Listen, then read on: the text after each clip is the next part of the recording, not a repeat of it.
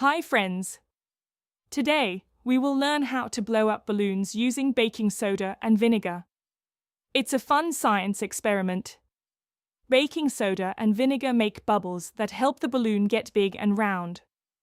Let's find out how this happens. Bubbles? How do bubbles blow up a balloon? Great question. When baking soda and vinegar mix, they make a special gas called carbon dioxide. The gas makes lots of tiny bubbles. These bubbles take up space and push air into the balloon. That is why the balloon gets bigger and floats up. Cool! Can we see the bubbles? Yes.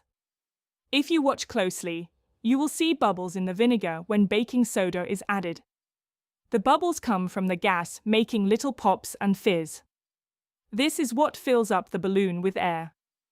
It's like magic, but really it is science. Wow!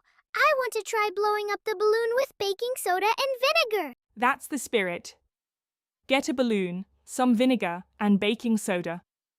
Carefully mix them and watch the balloon grow big. Remember to have fun and be safe. Try out the experiment now and see your balloon blow up.